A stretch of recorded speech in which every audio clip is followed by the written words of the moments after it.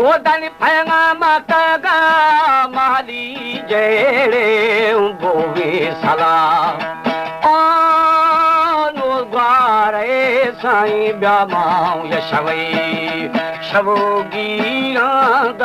ब्या के सरमनी शरथाने जी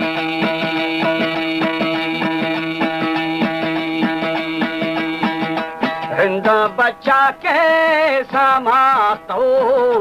न में बड़ खुशी बीजारी दा पुज विसो हवो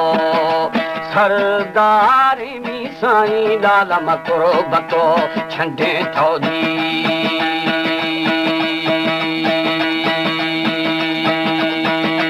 ओ दिल से मांगण सखी सैलानी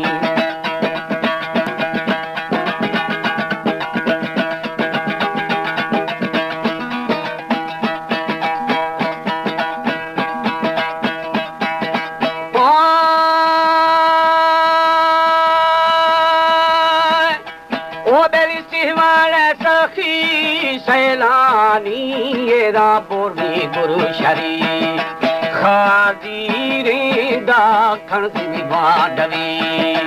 गोबा गाये ना शशमाही बिहा मैं बंदे मी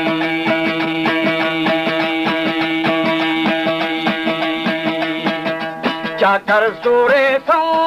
सधानी ये ना सरदार शे फड़ी खा दे मई मल्ला आसने भावा दे मी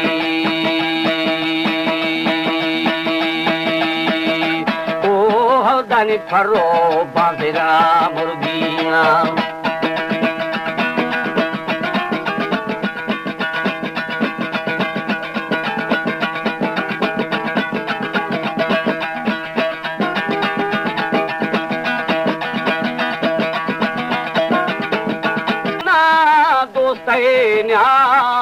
संजो बस्तगा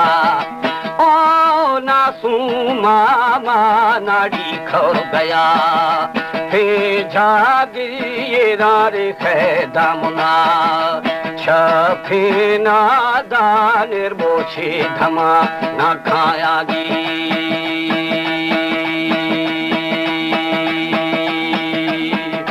बिस्कानी साहा दरखाब था ये नम गाखो वे खोलो कर दे थई गुष्टी था गोरथ बरे नासू मारे बोटी न बेदे हाँ थुनी बीमी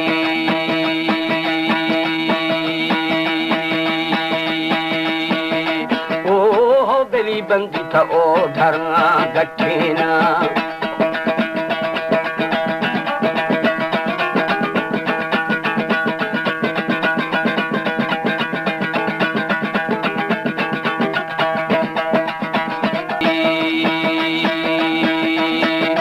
खाना गुरबाती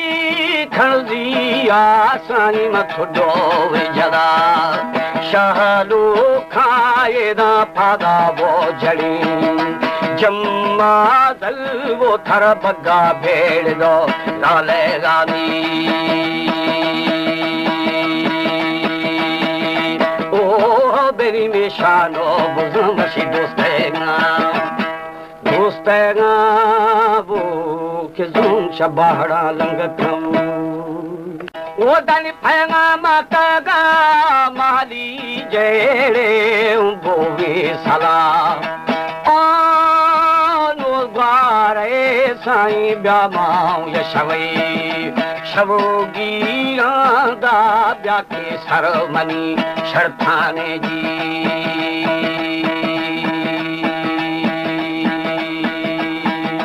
रिंदा बच्चा के समातो न में बड़ खुशी बीजारी दा पुज विसो हवो सरदारी मी साईं लाल मकुरो बतो छंडे थोदी